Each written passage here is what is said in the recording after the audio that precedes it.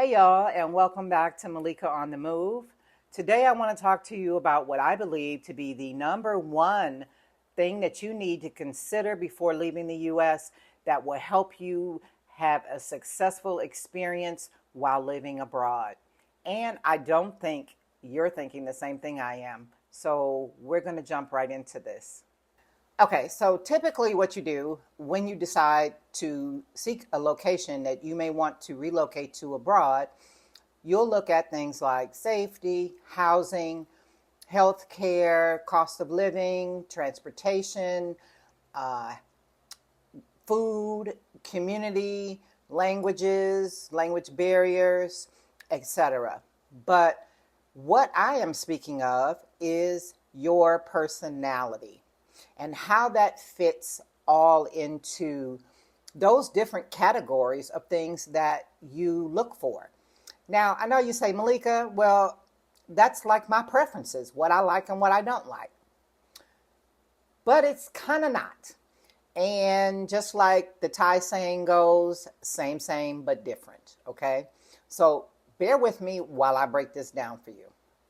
Some people regularly do self reflection, they take an account of their personality and they identify their strengths, their weaknesses, their flaws, and they work on self improvement on a regular basis. You know, these are self aware people. Then, on the other hand, you got the folks that are in total denial of who they are, of their personality. For instance, people may tell them, you're really short tempered. I noticed every time, something doesn't go your way, you flip out, or you're rude when you talk to people, or, you treat people like they're beneath you. And those people will tend to deny all of this about themselves and vehemently deny all of this about themselves rather than say, you're right. And I'm working on that. I know that's an issue. I'm trying to be better. It's going to be everybody else's problem or everybody else's fault, but theirs. It's going to be because of whatever situation that they were in that caused them to function in that manner. And in reality, a lot of times it's just who they are, but they are in denial. So when you start looking at living abroad and you start looking at all of the different categories of things that are important to you, you really need to take into account your personality. Some people are more resilient than others. Some people can accept change more easily than others. Some, even though it may not be their ideal, maybe you like luxury, but you're willing to sacrifice the luxury for a lower quality of life because the other things that you're looking for are of more of a benefit, and you easily adapt. You easily go with the flow. You roll with the punches and the bad things that come with that. And that's not an issue for you. But some people's personalities are such that they don't do well with change.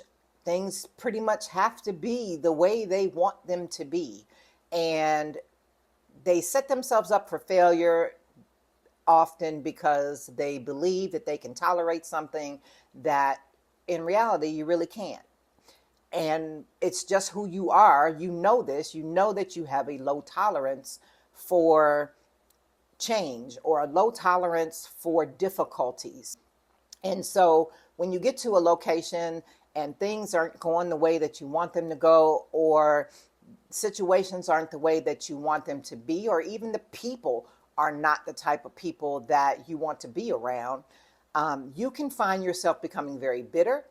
You can find yourself becoming very disenchanted with the location that you're in. And then you tend to leave and you blame it on the place that you moved to. When all along, really, it was you.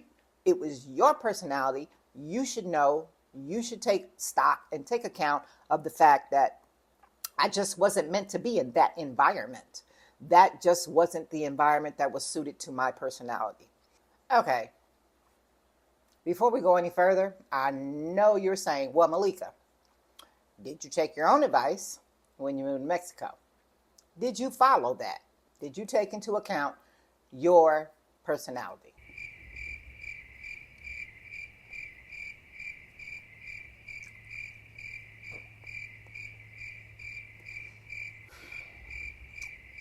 Okay. That answer is a big no. I'm not ashamed to admit it, but I wasn't stupid.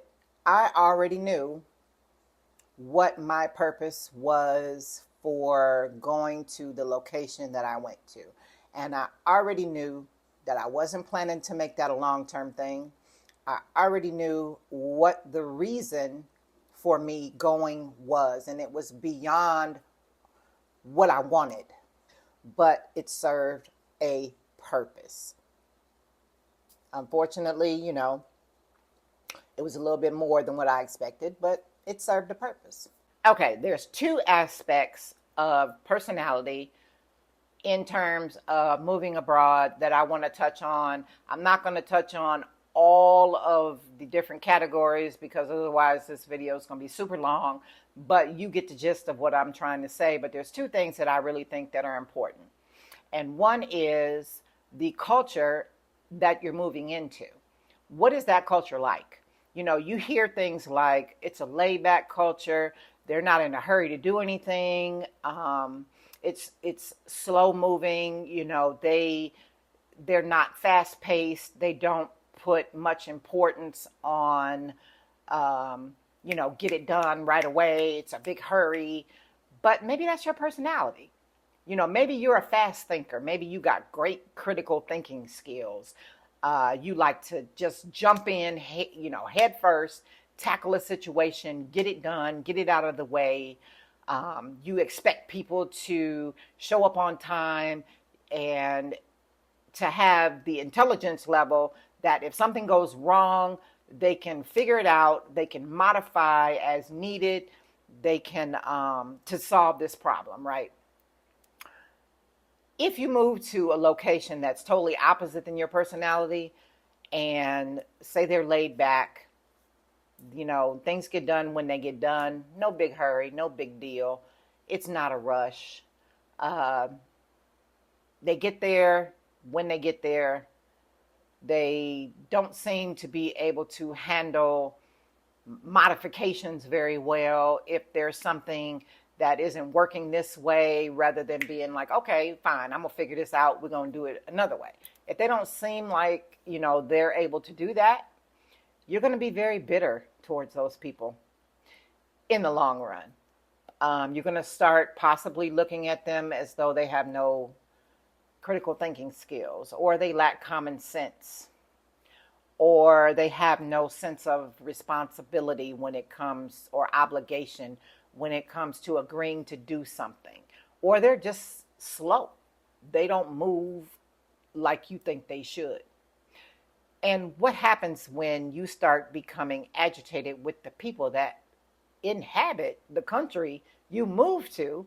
That's going to make a very bad experience for you overall. If you are one of those people that are, fast paced, quick thinking, like to get things done, like things to just keep moving, if you go somewhere and you say you need help with something, people are like, I got you. I know what to do. And if I don't, I know where to send you. Instead of just standing there looking like crickets, then you need to be in a location with like-minded people. And yes, that is something that you can find out ahead of time. You can either go to the location, see how people function. Always, there's so many YouTube videos out there and people that will tell you, and then you can find out how the different cultures move around. If your personality is you don't like to be treated as though you lack intelligence, maybe because you're a female. Why would you move to a patriarchal society? If you feel like I can do anything that a man can do, and you feel like, my opinion is valid and just as worthy as a man's opinion. Why would you want to move to a society that puts more emphasis on the male culture? Okay, so look at your personality and see how that fits into everything. The cost of living and the food and the housing and the healthcare, those aren't only the important things. Your personality fits into a lot of different aspects of that, small aspects of that. Another thing is the language barrier. Do you get frustrated when you cannot communicate with people? For instance, say you call AT&T or your cable company or Walmart or Amazon or the bank or I don't know, your car insurance or somebody. And maybe they outsource their customer service. Or maybe a large portion of foreigners work for the company. And you get customer service on the phone, and every time you call, it's somebody with a thick accent, whether they're Indian, Filipino, Latino, whatever. Their accent is very thick and you can't understand them. Do you get frustrated? Do you say, let's keep it real, let's be honest, do you say, damn, why can't I get an American on the phone? Why I gotta talk to them? I can't understand shit they saying, right? If that's the case, you need to move to a country where not only do they speak their language, but a large portion of them speak English. If you go into, say, the bank and you need help, somebody in that bank speaks very good English. And they can go get them for you, or the light company or the gas company. If you move to a country where they ain't trying to speak English, they don't care, and not very many people there speak English, you are going to get frustrated. Because honestly, people say, well, learn the language. It's your responsibility to learn the language when you move to another country. Yeah, but you think that's going to happen overnight? No. For some people, that's very hard. For me, I'm a great learner, but my problem is retention. My problem is memory. Hell, I can't even remember what I did yesterday. So trying to get me to remember another language at my age is difficult. And it's not that I don't try. And then, honestly, certain languages are very difficult. You move to Thailand, Thai language is very difficult. It's a tonal language. As you get older, my hearing is not as good as it was when I was in my 20s and 30s. So half the time, I can't even hear the difference between the words. You say, one word means 5 different things, but it depends on what tone you say it in. They all sound the same to me. I don't know, because I can't hear that good. So if that's a problem for you, you need to move somewhere where English is widely spoken. Websites have an English option to translate it into English without having to use Google Translate. And maybe the signs of the businesses are in dual language. Otherwise, and honestly, in Mexico, they ain't thinking about trying to accommodate you. At least in Merida, they're not. Here in the U.S., we press 1 for English and 2 for Spanish. We do accommodate them. You have that option to change pretty much everything into Spanish if you're a Spanish speaker here in the U.S., but not in Mexico. You can't press nothing for English because they don't have it. So if that's a problem, until you learn the language, until you are adept enough at the language where you can communicate on a basic level even, and you just can't tolerate that, don't move there. Simple as that. So I hope you understand where I'm coming from. Maybe I rambled a little bit. Apologize for that.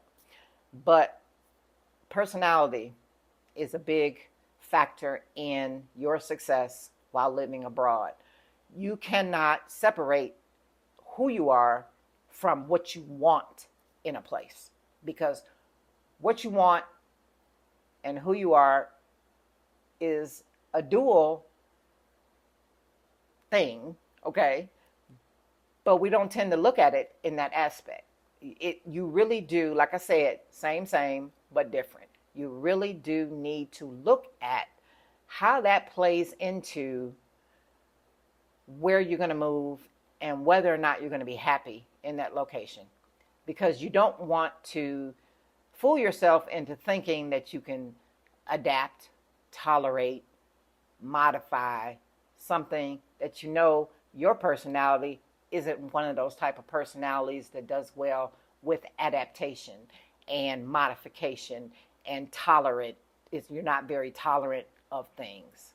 Move somewhere where things are more in line with who you are as a person. And that comes with being honest about who you are as a person. If you're impatient, if you're easily agitated, if you have a tendency to get very angry when things don't go your way or whatever, be honest with yourself.